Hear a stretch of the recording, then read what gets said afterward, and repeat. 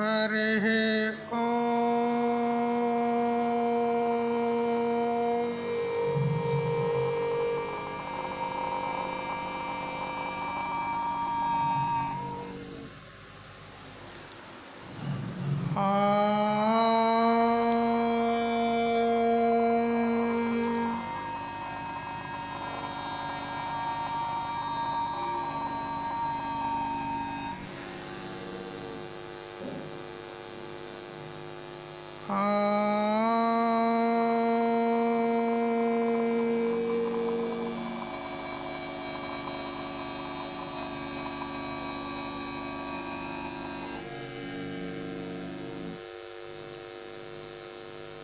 वसुदेवसुतं देवं कंसचाणूरमर्दनं देवकी परमानन्दं कृष्णं वन्दे जगद्गुरुं शङ्करं शङ्कराचार्यं केशवं बादरायणम् सूत्रभाष्यकृतौ वन्दे भगवन्तौ पुनः पुनः। ईश्वरो गुरुरात्मेति मूर्तिभेदविभागिने व्योमवद्व्याप्तदेहाय दक्षिणामूर्तये नमः। युक्ताहारविहाराय विविक्तस्थलवासिने मलयाळयतीन्द्राय ब्रह्मनिष्ठाय ते नमः। गीता भागवताद्वैता तत्त्वामृतस्वरूपिणे गण्डीक्षेत्रनिवासाय रामकृष्णाय ते नमः। ॐ पूर्णमदः पूर्णमिदं पूर्णात् पूर्णमुदच्यते पूर्णस्य पूर्णमादाय पूर्णमेवावशिष्यते। ॐ शान्ति शान्ति शान्तिः।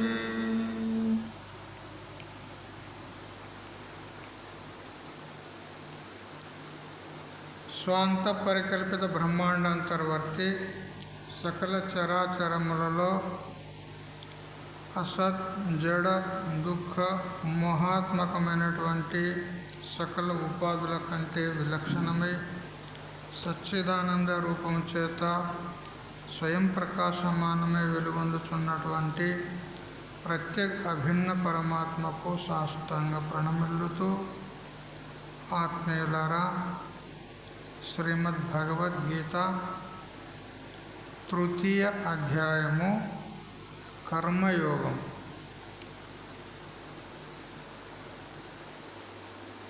రెండో అధ్యాయంలో సాంఖ్యయోగమైనటువంటి బ్రహ్మతత్వాన్ని ఉపదేశించిన తర్వాత కర్మయోగాన్ని ఉపదేశిస్తున్నాడు. వేదాంత శాస్త్ర రీతిగా కర్మయోగం కూడా నిష్కామంగా ఆచరించినట్లయితే అంతఃకరణ శుద్ధి కలుగుతుంది. మనం ఉదయం కూడా చెప్పుకున్న ప్రకారంగా మన అంతఃకరణలో ఉన్నటువంటి పాపదోషం, మలదోషం నివృత్తి అవుతుంది.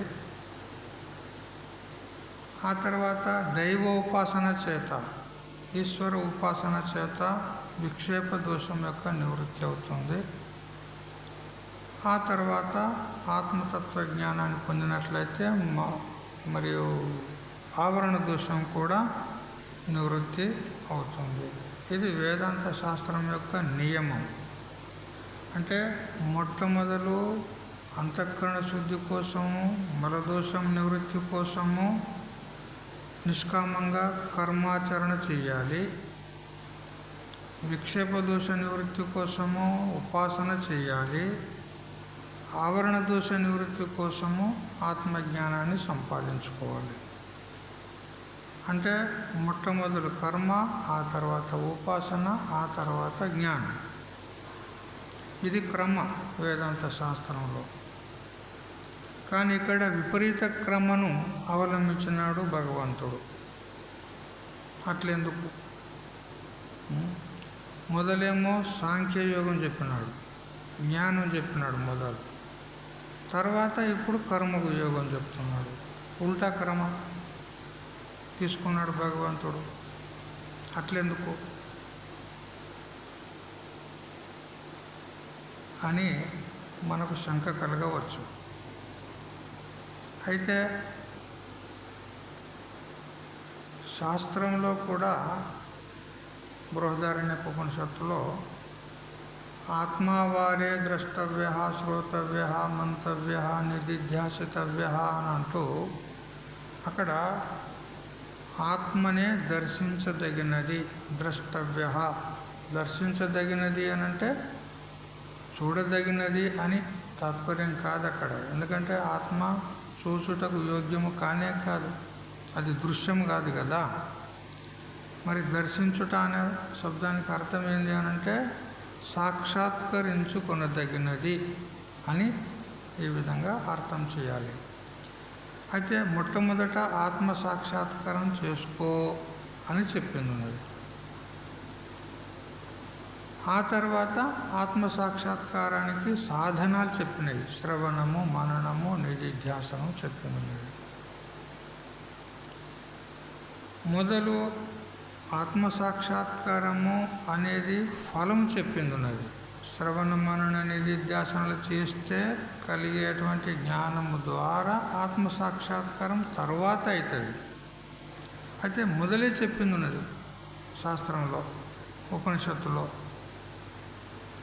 ఎందుకు అలా చెప్పింది అంటే ఎంత మందప్రజ్ఞుడైనా కూడా మొట్టమొదలు ఫలము చెప్పితేనే కానీ శాస్త్రంలో ప్రవృత్తుడవుతాడు. ఫలం చెప్పకుండా శాస్త్రంలో ప్రవృత్తులు కారు. ప్రయోజనం అనుద్దిశ్య న మందోపి ప్రవర్తతే, ప్రయోజనం సంప్రవృత్తే కారణం ఫలలక్షణం అని అంటూ మనకు జగద్గురు శంకరాచార్యుల వారు చెప్తారు.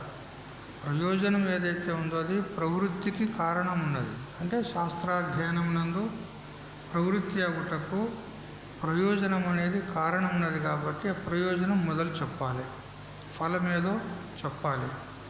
ఆ తర్వాత ఆ ఫలమును విచారం చేస్తాడు శ్రోతాపురుషుడు.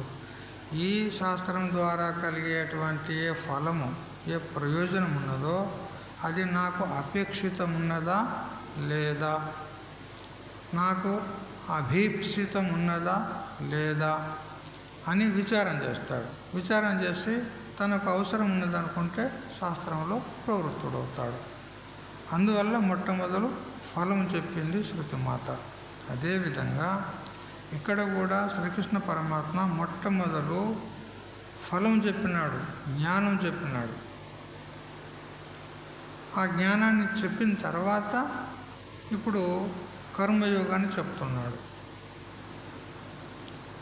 అయితే శాస్త్రంలోనే చెప్పింది కాబట్టి అదే పద్ధతిని ఇక్కడ భగవంతుడు కూడా అవలంబించాడు అని ఒక రకంగా సమాధానం చెప్పుకోవచ్చు. లేదా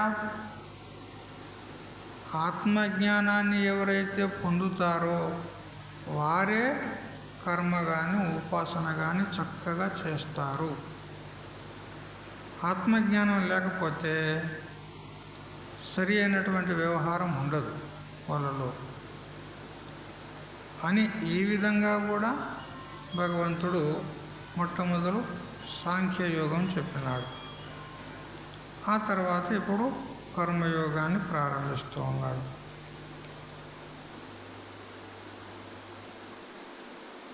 పూర్వము గురుకులంలో ఉన్నప్పుడు, అంటే ప్రాచీన కాలంలో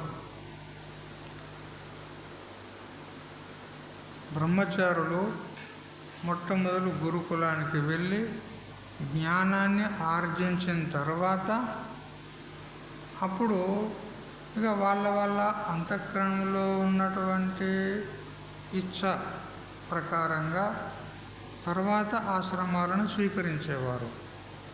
మొట్టమొదటి ఆశ్రమం బ్రహ్మచర్య ఆశ్రమం, ఆ తర్వాత గృహస్థాశ్రమం, ఆ తర్వాత వానప్రస్థాశ్రమం, ఆ తర్వాత సన్యాసాశ్రమం. ఇది క్రమం. అయితే మొట్టమొదలు గురుకులంలో విద్యాభ్యాసం చేసి జ్ఞానాన్ని పొందిన తర్వాత ఆ బ్రహ్మచారి యొక్క మనో అభీష్టము ఎట్లా ఉన్నదో దాన్ని మించాలి. అంటే అతనికి గృహస్థాశ్రమాన్ని స్వీకరించి క్రమంగా వెళ్ళేది ఉందా అంటే బ్రహ్మచర్యము, గృహస్థము, వానప్రస్థము మరియు సన్యాసము, ఈ విధంగా క్రమ మార్గాన్ని అవలంబించేది అతనికి ఇష్టం ఉంటే గురుకులం నుంచి వచ్చిన తర్వాత అప్పుడు వివాహం చేసుకొని మొదలు బ్రహ్మచర్యాశ్రమం 25 సంవత్సరాలు గడిచిపోతుంది. ఆ తర్వాత గృహానికి వచ్చి సరి అయినటువంటి మంచి సుగుణ సంపన్నమైనటువంటి మంచి లక్షణాలు కలిగినటువంటి ఒక అమ్మాయిని వివాహమాడి మళ్ళీ ఒక 25 సంవత్సరాలు గృహస్థాశ్రమాన్ని నిర్వర్తించేది. అప్పటికి 50 సంవత్సరాలు అయిపోతాయి. ఆ తర్వాత వానప్రస్థం స్వీకరించేది. 50 సంవత్సరాలు వచ్చిన వెంటనే ఇంటి నుంచి వెళ్ళిపోయేది, వానప్రస్థులే వెళ్ళిపోయేది పూర్వకాలంలో. ఇప్పుడు సత్య దగ్గర బొమ్మంటే కూడా పోతలేరు, కానీ పోతుండ్రా సత్య దగ్గర కూడా మెడలు బట్టి గెంటినా కానీ పోతలేరు కదా. ఎందుకంటే అట్లా మోహం తయారైంది వాళ్ళకు. కానీ పూర్వకాలంలో అట్లా కాదు. 50 సంవత్సరాల వరకు గృహస్థాశ్రమం నిర్వర్తించి ఆ తర్వాత వానప్రస్థం స్వీకరించింది. వానప్రస్థానికి వెళ్ళిపోయేది. ఆ తర్వాత ఇక శేష జీవితంలో 75 సంవత్సరాలు అయిన తర్వాత ఇంకా జీవితం మిగిలి ఉంటే సన్యాసం తీసుకునేది, లేకపోతే 75 సంవత్సరాల లోపలనే పోతే పోయేది, అంతే. ఇది క్రమం అన్నమాట. అయితే మొట్టమొదలు గురుకులంలో బ్రహ్మచర్యముగా ఉండి విద్యాభ్యాసం నేర్చి జ్ఞానాన్ని ఆర్జించిన తర్వాత అప్పుడు వ్యవహారంలోకి వచ్చేవాడు గృహస్థాశ్రాన్ని స్వీకరించి. అప్పుడు అతడు వ్యవహారం చక్కగా చేసేవాడు. ఎందుకంటే శాస్త్రజ్ఞానం ఉంది, ఏది చెయ్యాలో ఏది చేయకూడదో, ఏది ధర్మమో ఏది అధర్మమో, ఏది మంచి ఏది చెడ్డ, అన్ని జ్ఞానాలు ఉండే 25 సంవత్సరాలు గురుకులంలో విద్యాభ్యాసం చేసినాడు కాబట్టి సంపూర్ణ శాస్త్రాల జ్ఞానం ఉండే అతనికి. అప్పుడు గృహస్థాశ్రమంలో వ్యవహారం చేసేటప్పుడు చక్కగా చేసేవాడు అన్నమాట. అందుకని జ్ఞానం కలిగిన తర్వాతనే వ్యవహారము సరిగ్గా ఉంటుంది. ఇప్పటికి కూడా జ్ఞాని పురుషులు ఎవరైతే ఉంటారో వాళ్ళ యొక్క వ్యవహారమే సరిగ్గా ఉంటుంది. ఎవరికైతే జ్ఞానం కలగదో వాళ్ళ వ్యవహారం అస్తవ్యస్తంగానే ఉంటుంది. వెనకది ముందు, ముందు వెనక, రేపటిది ఈరోజు రేపు, ఈ విధంగా చేస్తూ ఉంటారు. కానీ జ్ఞాని పురుషుడు అట్లా కాదు, సరి అయినటువంటి వ్యవహారం చేస్తాడు. అందుకని మొదలు జ్ఞానం ఉంటేనే బాగుంటుంది అనే ఉద్దేశం చేత భగవంతుడు మొట్టమొదలు సాంఖ్యయోగాన్ని బోధించినాడు 2వ అధ్యాయంలో.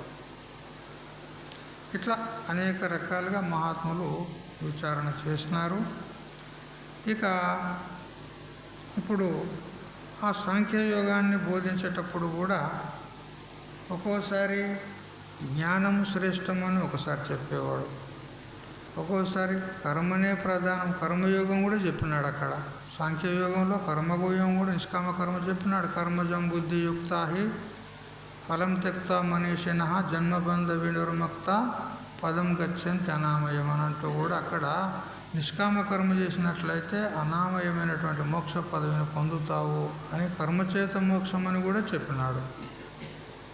ఇట్లా అనేక రకాలుగా చెప్పాడు. కర్మ చేత మోక్షం అని ఒకసారి చెప్తాడు, జ్ఞానం చేత మోక్షం అని ఒకసారి చెప్తాడు, జ్ఞానమే శ్రేష్టం అని ఒకసారి అంటాడు, కర్మనే శ్రేష్టం అని ఒకసారి అంటాడు. ఇట్లా చెప్పేసరికి అర్జునుని యొక్క మనస్సు కొంచెము సందిగ్ధంలో పడిపోయింది. ఒక పరి అది అంటావు, ఒక పరి ఇది అంటావు, మరి అది శ్రేష్టమా ఇది శ్రేష్టమా, అది ఇది రెండు నేనే చేయాలనా ఒక్కడనే చేయాలనా, లేదా వేరు అధికారులకు బోధించావా అని అనేక సందేహాలు అర్జును లోపల రేకెత్తాయి. అప్పుడు ఆ సందేహాన్ని ఇప్పుడు వ్యక్తం చేస్తూ ఉన్నాడు అర్జునుడు. శ్లోకం చదవండి. జ్యాయసి చేత్కర్మణస్తే మతా బుద్ధిర్జనార్దన తత్కిం కర్మణి ఘోరే మాం నియోజయసి కేశవ.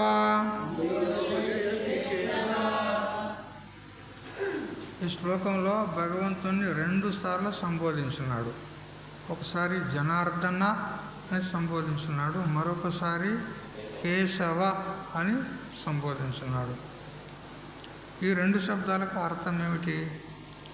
జనార్దన అంటే జనై అర్థ్యతే ఇది జనార్దన.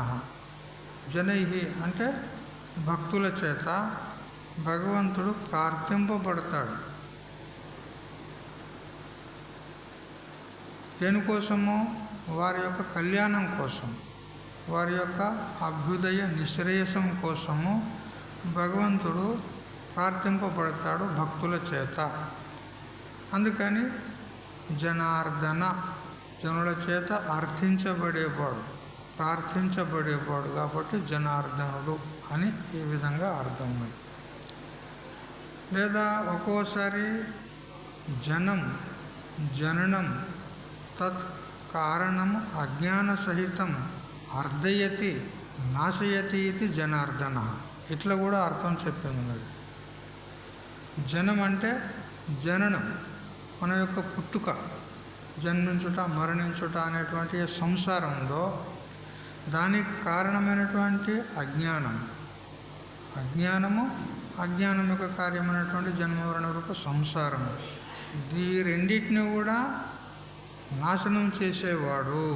అర్ధయతి అంటే నాశయతి ఇది జనార్దన అని ఈ విధంగా కూడా ఒక అర్థం చెప్పారు. లేదా జనాన్ అంటే దుష్ట జనాన్ అర్ధయతి శిక్షయతి నాశయతి ఇది జనార్దన, ఇది కూడా ఒక అర్థం ఉంది. దుష్టులైనటువంటి కంసుడు మొదలైనటువంటి వాళ్ళని అందరినీ కూడా ఏం చేశాడు భగవంతుడు శ్రీకృష్ణుడు? నాశనం చేశాడు.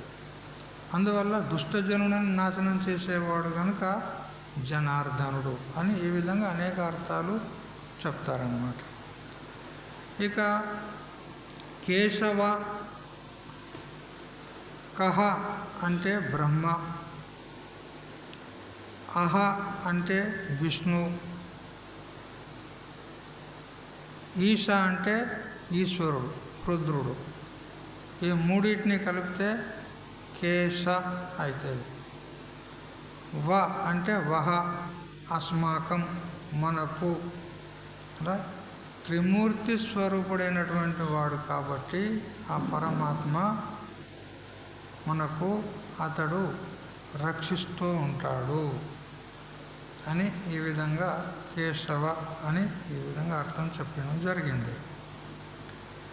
హే జనార్దన అంటే ఓ కృష్ణమూర్తి, కర్మణ అంటే కర్మయోగము కంటే, బుద్ధి అంటే జ్ఞానయోగము, జాయసి అంటే మేలైనది అని తే నీకు మతాచేత్ అంటే నీ అభిప్రాయమే అయితే, అంటే కర్మయోగం కంటే జ్ఞానయోగమే శ్రేష్టం అనేది మీ అభిప్రాయం అయితే,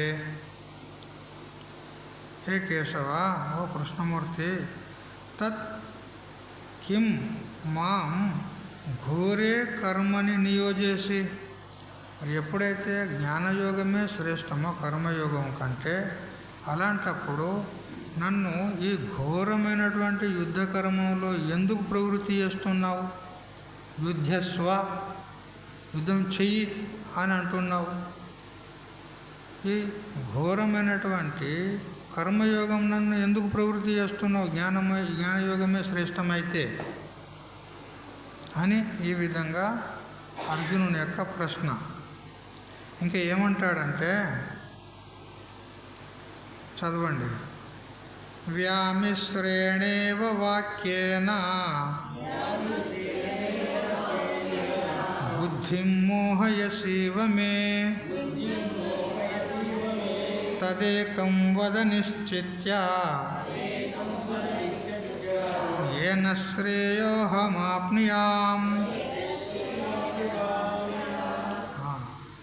హే కృష్ణ, వ్యామిశ్రేణ ఇవ వాక్యేన, మిశ్రమమైనటువంటి వాక్యం అంటే ఒకసారి జ్ఞానం శ్రేష్టం అంటావు, ఒకసారి కర్మ శ్రేష్టం అంటావు.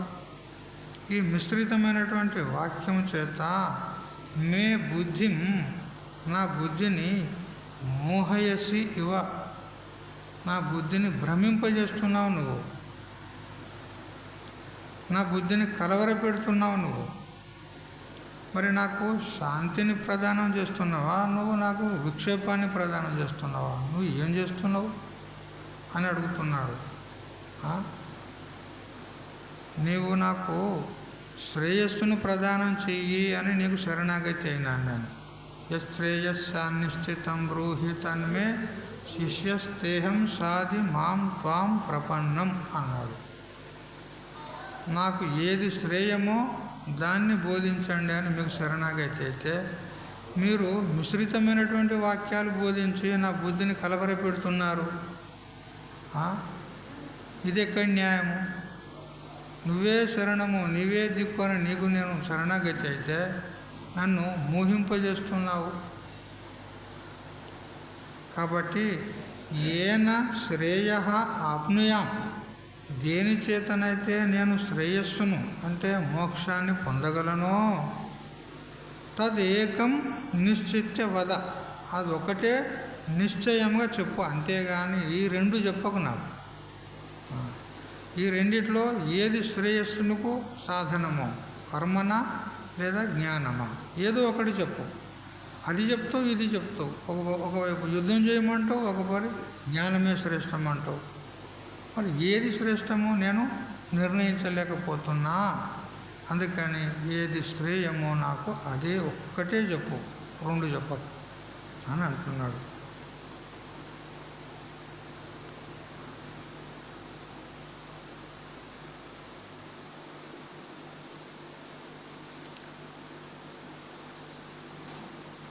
ఇక్కడ రామకృష్ణుల వారు వ్యాఖ్యానం చేస్తూ ఉన్నాడు.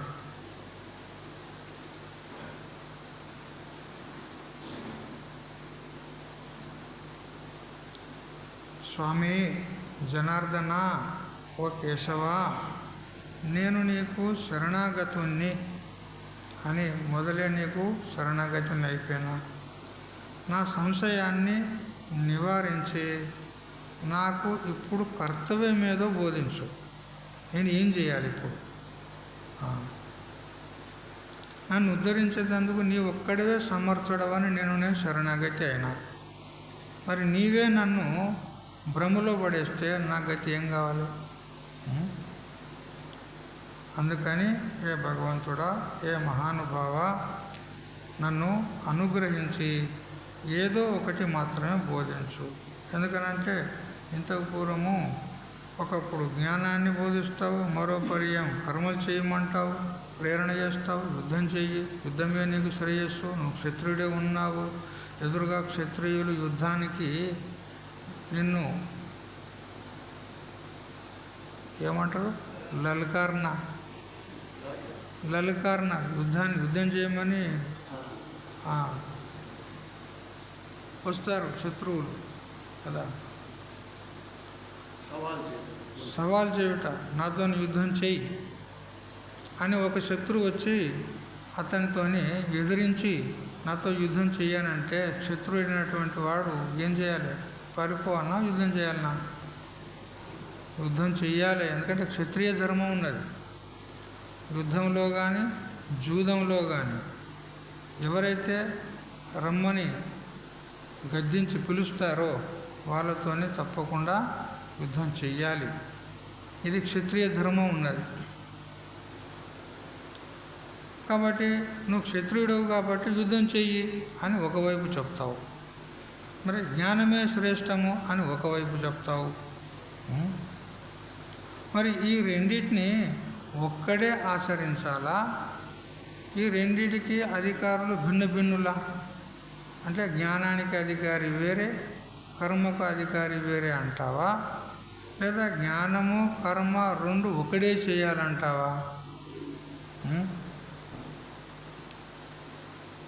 రెంటిని ఒక్కనికే చెప్పిన పక్షంలో మరి జ్ఞానయోగం ఉత్తమం అంటావా? కర్మయోగం ఉత్తమం అంటావా? ఏది చేయాలి? ఏది శ్రేష్టం చెప్పు. ఒకవేళ జ్ఞానమే శ్రేష్టమైనటువంటి పక్షంలో నికృష్టమైనటువంటి ఈ యుద్ధ కర్మలో నన్ను ఎందుకు ప్రేరేపిస్తున్నావు చెప్పు.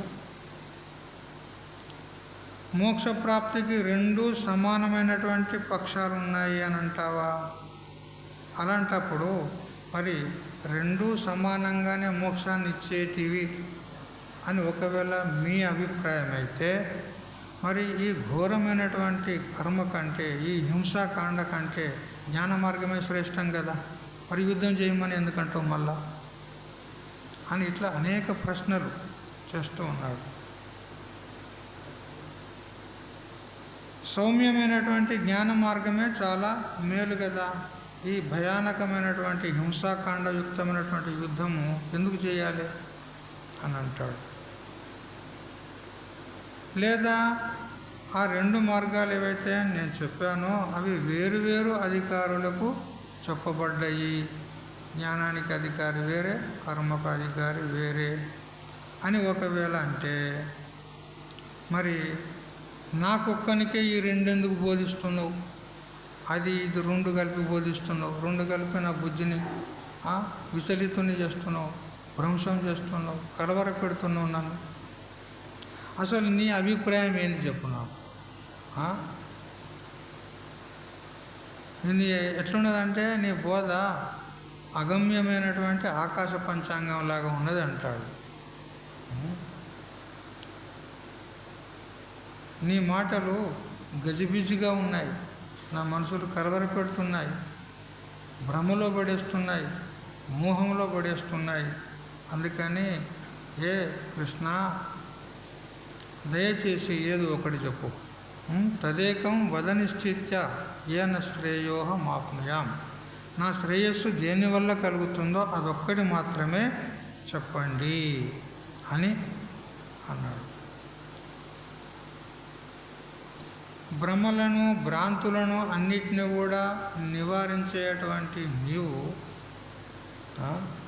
భ్రమణలు ఈ మోహమును కలిగించేటువంటి కలవరపెట్టేటువంటి మాటలు ఎందుకు బోధిస్తావు? వైద్యుడే గనక ఔషధం ఇచ్చే చోట విషమునిస్తే రోగి గతి ఏంది చెప్పు? రోగి పరిస్థితి ఏంది?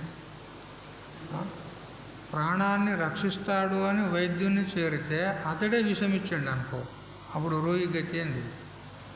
అంతే. అట్లా నువ్వు నన్ను రక్షిస్తావని నేను దగ్గరికి వస్తే నువ్వు ఏం చేస్తున్నావు? నన్ను సంశయంలో పడేస్తున్నావు నువ్వు.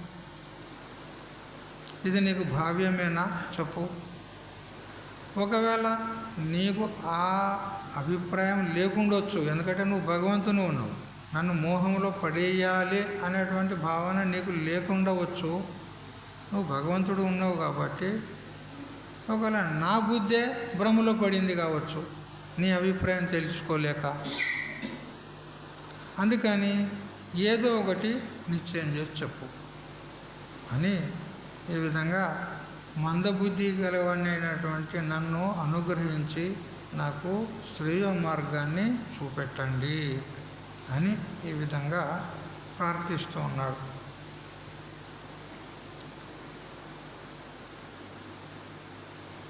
రెండో అధ్యాయంలో మొట్టమొదలు జ్ఞానయోగం చెప్పినాడు. ఆ తర్వాత 8 శ్లోకాల చేత కర్మయోగం చెప్పినాడు, నిష్కామ కర్మయోగం. ఆ తర్వాత మళ్ళీ స్థితప్రజ్ఞుని యొక్క లక్షణాలు చెప్పినాడు. స్థిర బుద్ధి ఎలా ఉంటుంది, స్థితప్రజ్ఞుడు ఎలా ఉంటాడు, అదంతా చెప్పినాడు. అయితే అప్పుడే అతనికి సందేహం కలిగింది అర్జునునికి. అప్పుడే అడగాలనుకున్నాడు. జ్ఞానం చెప్పిన తర్వాత మళ్ళీ కర్మ గురించి ఎందుకు చెప్తున్నావు? అప్పుడే అడగాలనిపించింది. కానీ వెంటనే స్థితప్రజ్ఞ లక్షణాలు చెప్పేసరికి సరే అదేందో విందామని ఆయన గప్చుప్పుగా ఉన్నాడు. ఇప్పుడు ఇక ప్రశ్నిస్తున్నాడు. నాకు శ్రేయస్సే కావాలని భగవద్గీతలో 3 సార్లు అడిగినాడు అర్జునుడు. నాకు శ్రేయస్సే కావాలి, నాకు మోక్షమే కావాలి, నాకు రాజ్యభోగాలు వద్దు, నాకు పరలోక భోగాలు వద్దు అని ఈ విధంగా 3 సార్లు అన్నాడు. ఎక్కడ అనంటే మొదటి అధ్యాయం 31వ శ్లోకంలో నచ శ్రేయోను పశ్యామి హత్వా స్వజనమాహవే అన్నాడు. అక్కడ కదా, నా స్వజనులను చంపి నేను శ్రేయస్సును చూడడం లేదు, మనకు నరకమే ప్రాప్తమవుతుంది, అందుకని శ్రేయస్సే మనకు కావాలి, ఈ హింసాకాండ వద్దు, అందుకని యుద్ధం చెయ్య అంటాడు. ఇక రెండో అధ్యాయం 7వ శ్లోకంలో ఎక్కడైతే శరణాగతి పొందిండో కదా, అక్కడ చెప్పినాడు అన్నమాట. యశ్రేయస్యా నిశ్చితం బ్రూహి తన్మే శిష్యస్తేహం సాది మాం త్వాం ప్రపన్నం అన్నాడు. అక్కడ ఒక చోట శ్రేయస్సును గురించి అడిగినాడు. మరియు 5వ అధ్యాయంలో మొదటి శ్లోకంలో యశ్రేయ ఏతయో రేకం తన్మే బ్రూహి సునిశ్చితం అన్నాడు. అక్కడ 5వ అధ్యాయం మొదటి శ్లోకంలో అంటే అర్జునునికి ముఖ్యంగా కావలసింది ఏమిటి అనంటే మోక్షము. ఎందుకనంటే ఆ మోక్షాన్ని పొందితేనే పరమశాంతి, లేకపోతే పరమశాంతి లేదు, అంతా అశాంతే.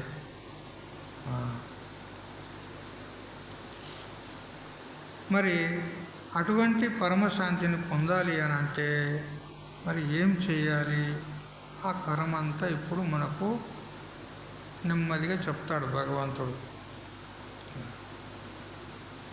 అయితే వేదాంత శాస్త్రానుసారంగా నిష్కామ కర్మ, నిష్కామ ఉపాసన, ఆ తర్వాత శ్రవణ మనన నిధిధ్యాసనాలు చేయాలి అని చెప్తున్నారు. అంటే నిష్కామ కర్మ చేస్తే ఏమవుతుందనంటే మన అంతఃకరణలో ఉన్నటువంటి పాపదోషాలన్నీ పోతాయి, మన సంస్కారాలు ఏవైతే ఉండేయో, వాసనలు ఏవైతే ఉండేనో అవన్నీ కూడా నష్టమైపోతాయి. ఉపాసన చేస్తే చిత్త ఏకాగ్రత కలుగుతుంది. ఆ తర్వాత శ్రవణాదుల్లో ప్రవృత్తుడైతే జ్ఞానం కలుగుతుంది. అయితే కర్మ చేస్తే మన అంతఃకరణలో ఉన్నటువంటి పాప పంకిలమంతా కడిగిపోతుంది, వాసనలన్నీ తొలగిపోతాయి. ఎందుకంటే అనాది కాలం నుంచి అనేక జన్మల నుంచి మనకు ప్రాపంచిక వాసనలు చిత్తంలో అన్నీ ఇట్లా కిక్కిరిసిపోయి అన్నీ ఇట్లా గూడు కట్టుకొని ఉన్నాయన్నమాట. వాసనలు అంటే దుర్గంధం సుగంధం వాసన కాదు. వాసన అంటే సంస్కారం. ఏదైతే మనం విషయాలను అనుభవించినటువంటి అనుభవజన్య సంస్కారం ఉంటుందో అది బుద్ధిలో సూక్ష్మంగా ఉంటుంది. అది కాలాంతరం లోపల ఉద్భూత అవుతుంది. అదే ఇప్పుడు ఎట్లా మెమరీ కార్డు ఉన్నది మన దగ్గర, ఆ మెమరీ కార్డులో అనేకమైనటువంటి ఆడియోలు, వీడియోలు, ఫైల్స్ అన్నీ పెట్టుకుంటాం. వల్ల అవి మనకు కనపడతాయా? కనపడాయి. లేవా? ఉన్నాయి. మరి అవి ఎప్పుడు ప్రకటమవుతాయి అంటే ఆ మొబైల్ అనేటువంటి మషిన్తో సంబంధం చేపిస్తే అప్పుడు బటన్ నొక్కితే మనకి ఏది కావాలంటే అది వస్తుంది, అన్నీ కనపడతాయి కదా. అట్లా మన అంతఃకరణము ఒక మెమరీ లాంటిది. ఇలా కోట్ల జన్మల యొక్క సంస్కారం ఇందులో సూక్ష్మంగా ఉంది. అది ఎప్పుడు ఏ కోశాన ఏ స్థలంలో ఏ టైంలో ఉద్భుతమవుతుందో చెప్పనికి రాదు. అది సూక్ష్మంగా ఉంటుంది. కదా. అందువల్ల ఆ వాసనలు మనకు ఒక్కోసారి ఉద్భుతమయ్యి మనల్ని కలవరపెడతాయన్నమాట. కదా.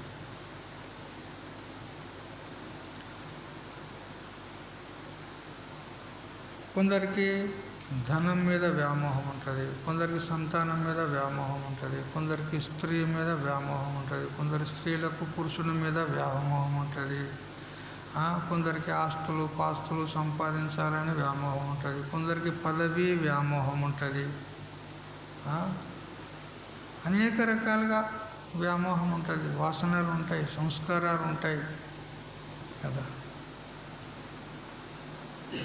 కొందరికి ధనం అంటే పిచ్చి, డబ్బు అంటే పిచ్చి. ఒకరు దారి గుండా పోతుంటే అప్పుడు పూర్వకాలంలో 5 పైసలు 10 పైసలు 1 పైసా 2 పైసలు 3 పైసలు ఉండేది కదా, మనం చూసినాం అవి.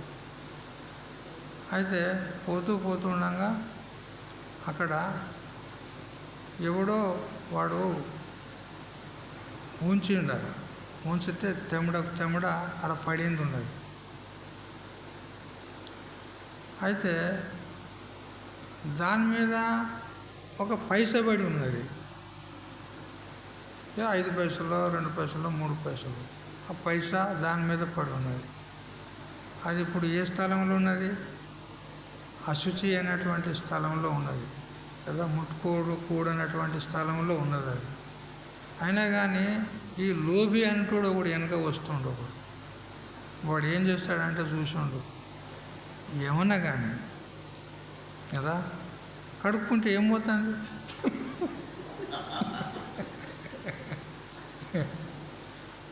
అదే అశుచి దేశంలో ఉన్నది పైసాదేం దోషం ఉన్నది, కడుక్కుంటే పోతుంది కదా అని వాడు ఆ పైసా తీసుకుంటాడు. చూడు ఎంత లోబి వాడు కదా. అట్లా వ్యామోహం ఉంటుంది, ధనం మీద వ్యామోహం ఉంటుంది. ఆ ధనము చివరికి ప్రాణాలు కూడా తీస్తుంది, మన బంధుబలగం నుంచి కూడా వియోగం చేస్తుంది, ఆఖరికి కొడుకుల బిడ్డలతో కూడా దూరం చేస్తుంది, భార్యాభర్తలు కూడా దూరం అవుతారు దాని గురించి, ఆ డబ్బు గురించి ప్రాణాలే పోతాయి, అంత ప్రమాదకరమైంది. ఒక ఇంట్లో ఒక అమ్మగారు ఉండేది, ఆమెకు 2 కొడుకులు ఉండరు. చిన్న కొడుకును చదివించింది, మంచిగా స్కూల్కు పంపింది, చదివించింది. పెద్ద కొడుకేమో వ్యవసాయం పనుల లోపల పెట్టింది, పొలం పనులలో పెట్టింది.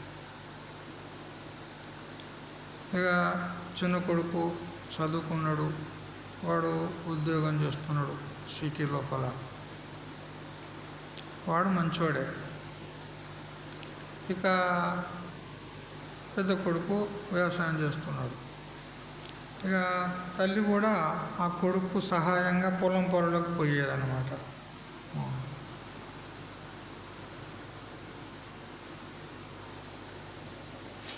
ఒకనాడు నాగలి కట్టి ఎడ్లతోని దున్నుతున్నారు, భూమిని దున్నుతూ ఉన్నారు. దున్నుతూ ఉండగా నాగలి ఒకేసారి ఆగిపోయింది, ముంగటికి పోవడం లేదు, ఎడ్లు లాగినా కానీ ముందుకు పోవడం లేదు నాగలి. అంటే నాగలికి ఏదో తట్టింది అక్కడ. ఒక్కోసారి చెట్ల వేర్లు అవి ఇవి తట్టి నాగలి అల్లే ఆగుతుంది. అట్లా నాగలికి ఏదో తట్టింది, ముందుకు పోవడం లేదు. ఇక తల్లి వెనుక విత్తనాలు వేసుకుంటూ వస్తుంది, నాగలి వెనుక వేస్తారు కదండి విత్తనాలు, వేసుకుంటూ వస్తుంది.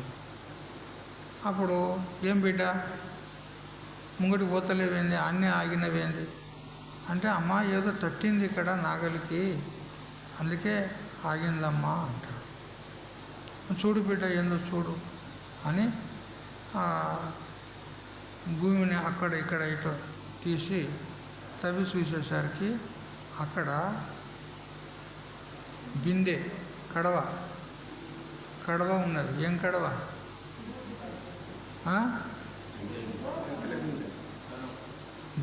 ధనం ఉన్నది అక్కడ.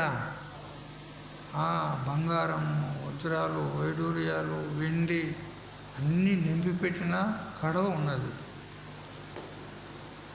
అమ్మ కొడుక, మన దరిద్రం పోయిందిరో, అరే ఎవరైనా చూస్తారో చూడరా అక్కడిక్కడ.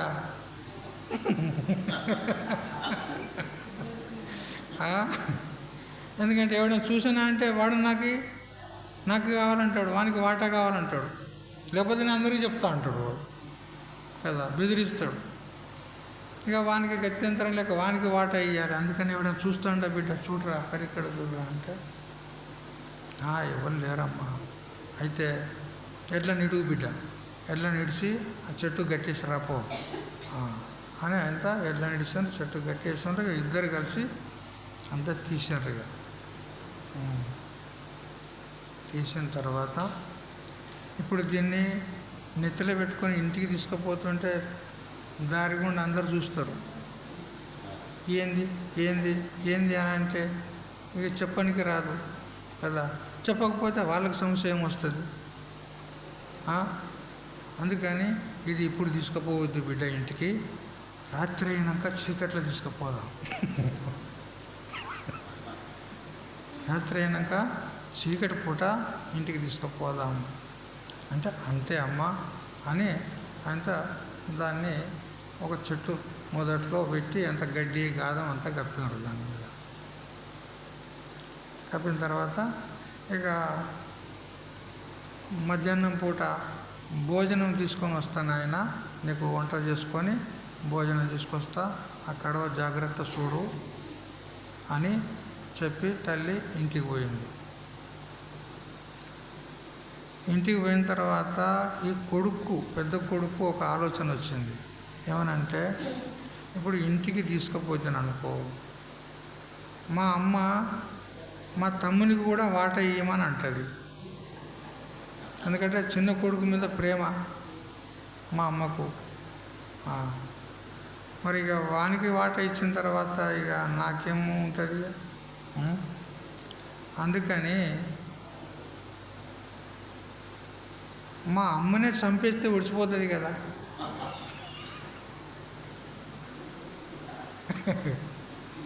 కదా, మా అమ్మనే చంపేస్తే విడిచిపోతుంది కదా, ఇక మొత్తం కడవ మొత్తం నాకే అవుతుంది అని విచారం చేసాడు.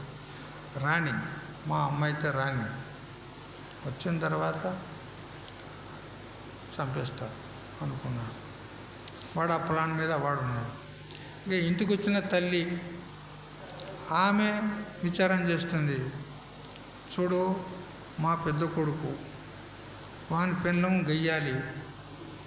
ఇప్పుడు వాడా పెళ్ళానికి చెప్పక ఊకోడు, పెళ్ళానికి చెప్తుంది.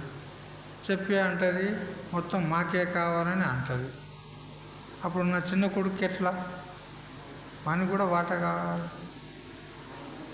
అందుకని మా కొడుకునే, ఈ పెద్ద కొడుకునే చంపేస్తే పోదా.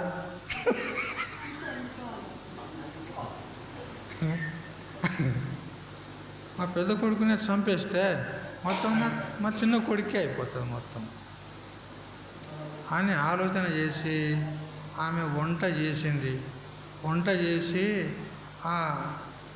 పాయసం చేసింది. మంచిగా పాయసం చేసి ఎంతో ప్రేమ ఒలకబోసినట్టుగా పాయసం చేసిన బిడ్డ, ఇవాళ మనకు ధనం దొరికింది కదా, ఇవాళ మనకు పండుగ, పాయసం చేసిన బిడ్డ అని చెప్తే వాడు మంచిగా ఆనందంగా తింటాడు కదా అని చెప్పి పాయసం చేసింది. అందులో విషం కలిపింది. ఆ పాయసంలో విషం కలిపింది. ఇక గంప నెత్తిలో పెట్టుకున్నది, సద్య డబ్బా అవి అన్నీ, కూర పువ్వ రొట్టెలు అన్నీ నెత్తిలో పెట్టుకున్నది. గంపలో పెట్టుకొని ఇక పొలం కాడికి పోయింది. ఇక వాడు తయారున్నాడు. మా అమ్మ ఎప్పుడు వస్తుందా అన్నట్టుగా తయారున్నాడు. వాడు ఏం చేసిండంటే ఆ నాగలిదే పాలే అంటారు, ఇట్లా పట్టుకొని పోతారు కదా ఎడమ చేతుని, మేడ బేడ ఏదో అది తీసిండు నాగల్లి తీసి పక్కకు పెట్టుకున్నాడు. పక్కకు పెట్టుకొని అమ్మ వచ్చి గంప దించి ఇట్లా వంగుతుందో లేదో దీన్ని తీసుకున్నాడు, ఒక పెట్టు పెట్టాడు. మెడల మీద ఒక పెట్టు పెడితే చచ్చింది. అమ్మ చచ్చిపోయింది కదా. అబ్బా అని పీడ పోయింది అనుకున్నాడు. గబా గబా అంత గొయ్యి తీసిండు, గొయ్యి తీసి పూడ్చిపెట్టిండు. అలా ఎవరన్నా అడిగితే కూడా ఏమో ఎక్కడ పోయిందని చెప్తా, అంతే, ఎవడు చూడలే అనుకున్నాడు. గొయ్యి తీసిండు, పెట్టేసాడు, పూడ్చేసాడు. అమ్మ అనుకున్నాడు. మంచిగా ఆ బావి దగ్గరికి పోయిండు, మోటార్ పెట్టుకున్నాడు, మంచిగా స్నానం చేసిండు. ఇక భోజనం చేయాలి. అంటే భోజనం చేయాలని ఆ గంప దగ్గరికి వచ్చిండు, అన్నీ ముందు పెట్టుకున్నాడు. ఇక మంచిగా పాయసం, ఎంత బాగున్నది పాయసం అనుకున్నాడు వాడు. మంచిగా తాగాడు, తిన్నాడు అట్లే ఊరిగాడు. చూసినావా? ఇప్పుడు ఆ ధనం ఎంత పని చేసింది చూడు. ప్రాణాలు తీసిందా లేదా ధనం? అది ఎట్లా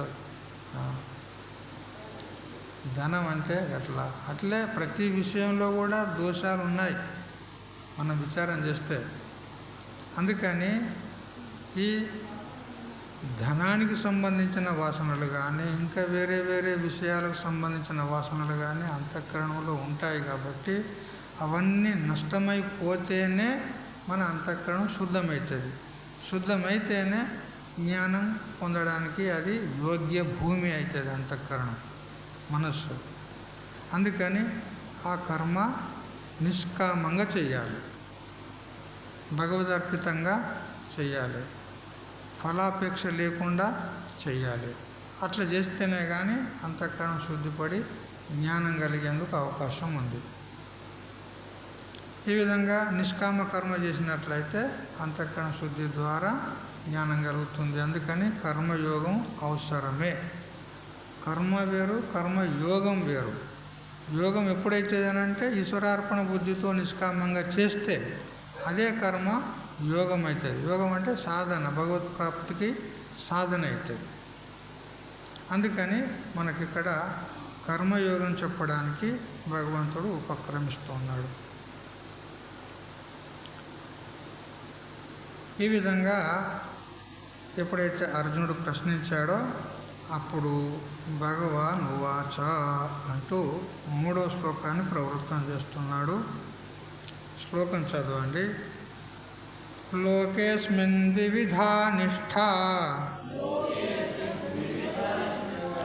పురా ప్రోక్త మయా నఘా జ్ఞానయోగేన సాంఖ్యానాం కర్మయోగేన యోగినాం.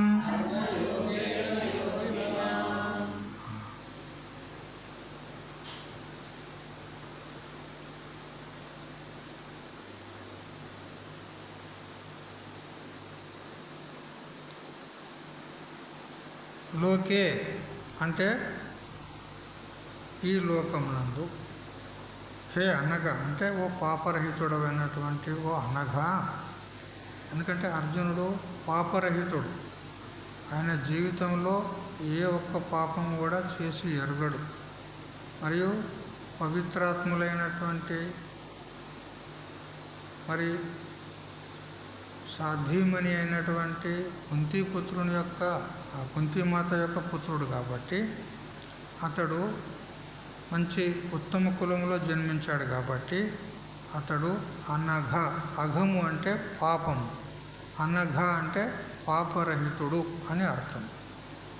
పాపరహితుడైనటువంటి ఓ అర్జున, అస్మిన్ లోకే అంటే ఈ లోకమునందు, సాంఖ్యానాం అంటే సాంఖ్యయోగులకు, జ్ఞానయోగేన జ్ఞానయోగం చేత, మరియు యోగినాం అంటే యోగులకు, కర్మయోగేన అంటే నిష్కామ కర్మయోగం చేత, ద్విధ అంటే 2 విధములైనటువంటి నిష్ఠ అంటే అనుష్ఠానము, పుర అంటే పూర్వం, మయ అంటే నా చేత ప్రోక్త చెప్పబడింది అంటాడు. భగవంతుడు 4వ అధ్యాయంలో కూడా చెప్తాడు, ఇమం వివస్వతే ప్రోక్తం, ఇవం వివస్వతే యోగం ప్రోక్తవానహమవ్యయం వివస్వాన్మనవే ప్రాహ మనురిక్ష్వాకవే అబ్రవీత్. ఈ భగవద్గీత ఇవాళ అర్జునునికి ఒక్కనికి ఇప్పుడే చెప్తుండని కాదు. ఈ భగవద్గీత ఇదివరకు కూడా ఎన్నోసార్లు చెప్పిండు, సూర్యునికి బోధించండు. ఈ భగవద్గీతనే యోగ వాసిష్టంలో కూడా కనపడుతుంది. భగవద్గీత శ్లోకాలు అక్కడ కూడా అర్జున కృష్ణ సంవాదం కనపడుతుంది యోగ వాసిష్టంలో. యోగ వాసిష్టం ఎప్పుడు రచన చేయబడింది? వాల్మీకి ఎప్పటివాడు? రాముని కాలం ఉన్నాడు వాడు, త్రేతాయుగం నాటివాడు. త్రేతాయుగంలోనే వాల్మీకి మహర్షి ఈ భగవద్గీతను యోగ వాసిష్టంలో నివేశం చేసి చెప్పినాడు అక్కడ. అంటే ఇంత విస్తారం లేదు, సంక్షేపంగా ఉంది అక్కడ. అందువల్ల ఈ భగవద్గీత అనేది ఇవాళ ఈ ద్వాపర యుగంలో ఆ యుద్ధరంగంలో అర్జునుడికి బోధించాడు, ఇట్లా కాదు, పూర్వమే బోధించాడు భగవంతుడు. అందుకని పురా అన్నాడు ఇక్కడ. లోకేస్మిన్ ద్విధానిష్ట పురా ప్రోక్త మయానగా అన్నాడు. పూర్వమే చెప్పబడింది. సాంఖ్యయోగులకు, సాంఖ్యం అంటే జ్ఞానయోగము, మరియు కర్మయోగులకు నిష్కామ కర్మయోగము, ఈ 2 నిష్టలు నేను పూర్వమే చెప్పినాను అని అంటాడు.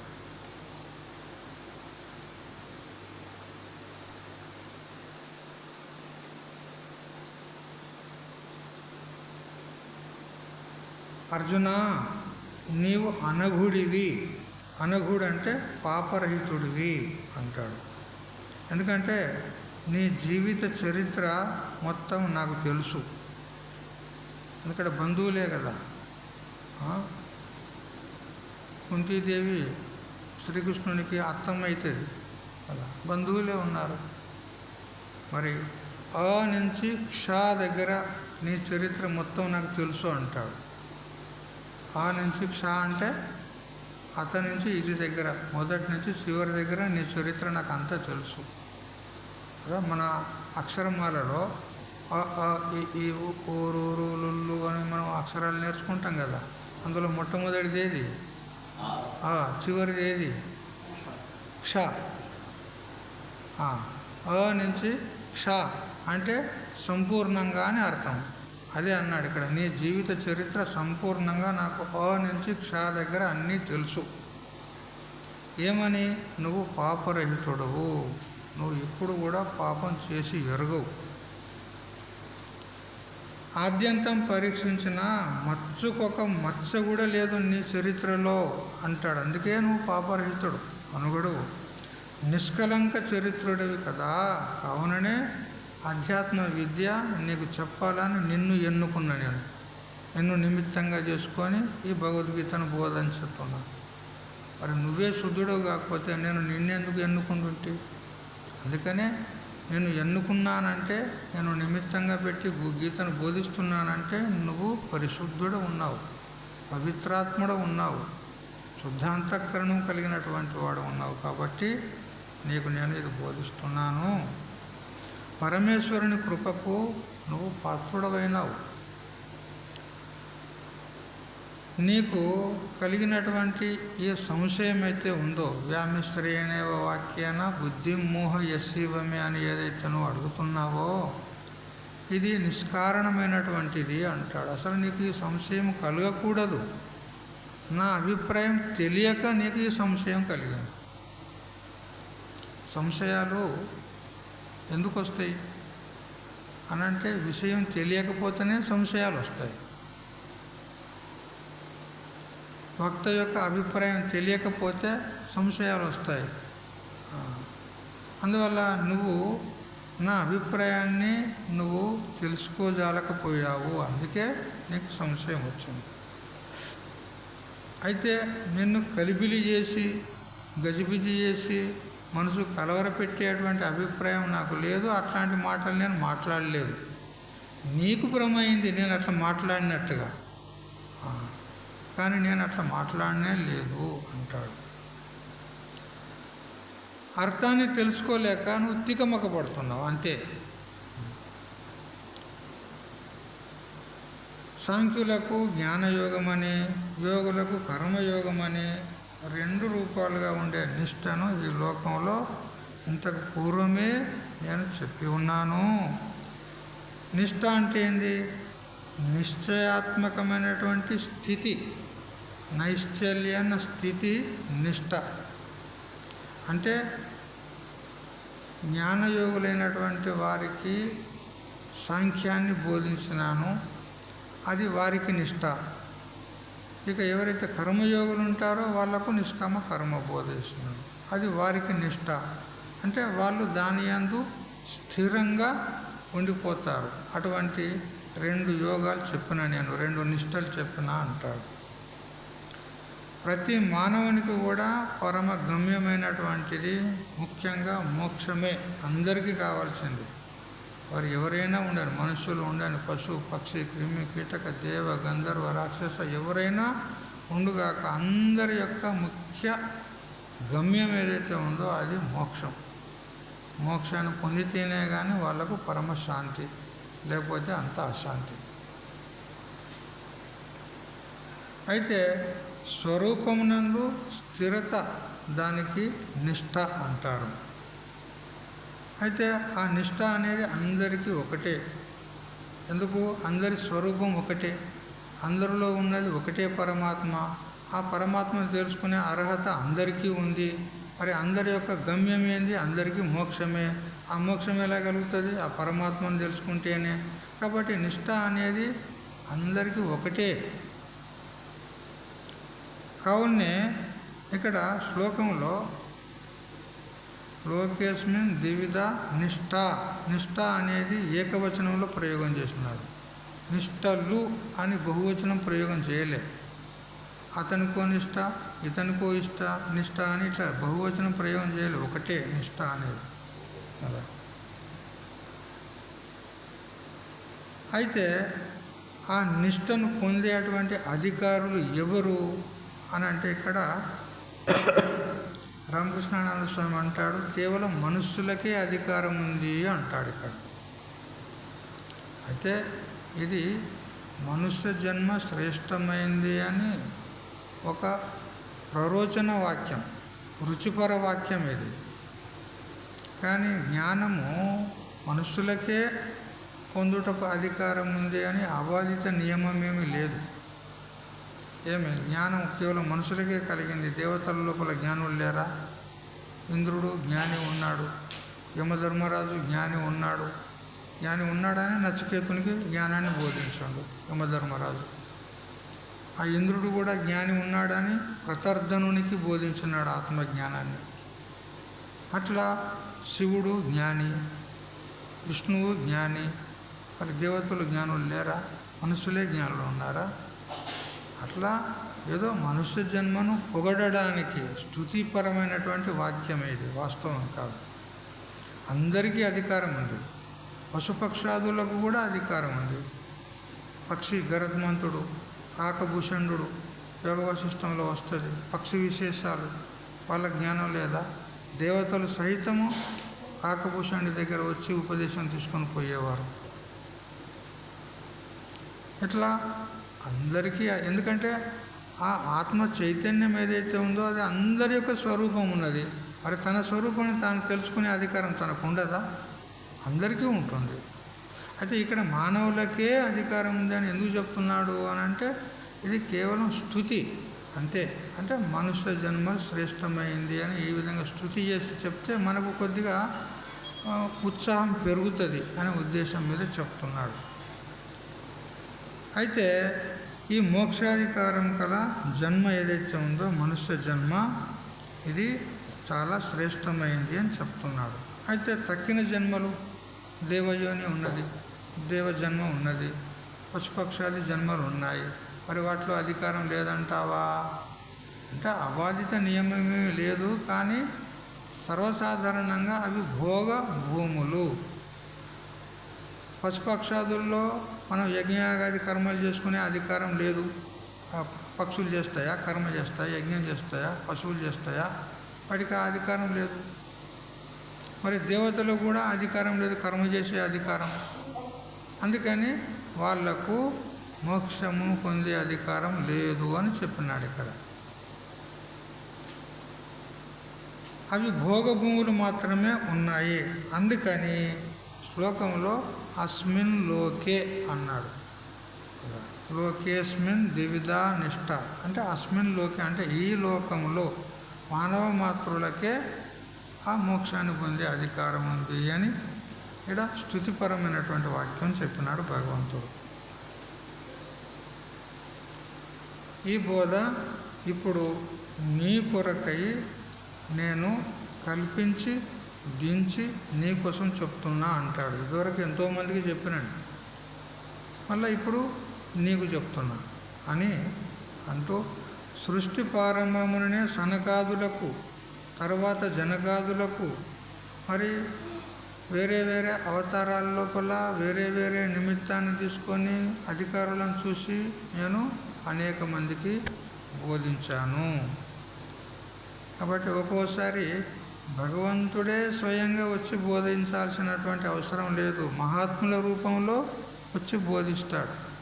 ఇప్పుడు ఎంతోమంది మహాత్ములు లోకం లోపల జ్ఞానాన్ని బోధిస్తున్నారా లేదా? మరి ఆ మహాత్ముడు ఎవరు? భగవంతుని యొక్క విభూతే కదా. అందుకని భగవంతుడు సాక్షాత్తుగా వచ్చైనా బోధిస్తాడు, ఇప్పుడు అర్జునుడికి బోధించినట్లుగా, లేదా ఒక మహాత్ముని రూపంలో వచ్చైనా గురు రూపంలో వచ్చైనా బోధిస్తాడు. ఏనకైనా ప్రకారైనా ఈ జ్ఞానాన్ని మాత్రం ఎప్పుడు కూడా నేను లోపము కానివ్వను. ఎప్పటికీ పరంపర జరుగుతూనే ఉంటుంది, నడుస్తూనే ఉంటుంది. కాబట్టి సృష్టి ప్రారంభంలో సనకాదులకు బోధించిన, ఆ తర్వాత జనకాదులకు బోధించిన, మరి అవతారాల ద్వారానో విభూతులైనటువంటి మహాత్ముల ద్వారానో బోధిస్తూనే వస్తూ ఉన్నా. అందుకని ఇది కొత్త విద్య కాదు. ఈ భగవద్గీత నీకు చెప్పడం బ్రహ్మ విద్య. అంత దూరం ఎందుకు? జ్ఞానయోగ నిష్టను కర్మయోగ నిష్టను విభజిస్తూ 2వ అధ్యాయంలో నీకే చెప్పిన కదా అంటాడు. ఇది జ్ఞానయోగము, ఇది కర్మనిష్ట అని అంటూ 2 నీకే చెప్పిన కదా ఇంతకు ముందు 2వ అధ్యాయం లోపల. అందుకని ఈ నిష్ట, ఈ స్థితి ఒకటే అయినప్పటికీ కూడా అధికారి భేదం చేత సాంఖ్యులకు జ్ఞానయోగమని, యోగులకు కర్మయోగమని సాధక దశలో 2 విధాలుగా విభజించి చెప్పాను అంటాడు. అయితే జ్ఞానయోగ నిష్ట ఏదైతే ఉందో అది నివృత్తి మార్గం. ఎవరైతే ప్రపంచం నుంచి పూర్తిగా విరక్తులయ్యి కేవలం మాకు మోక్షం తప్ప అన్యం యొక్క అపేక్ష లేదు అని సర్వమును త్యాగం చేసినటువంటి సన్యాసులు, నివృత్తి మార్గాన్ని అవలంబించిన వారు ఎవరైతే ఉంటారో వాళ్ళ కోసము జ్ఞానయోగం చెప్పిన అంటాడు. బృహదారణ్యక ఉపనిషత్తులో కూడా చెప్పింది,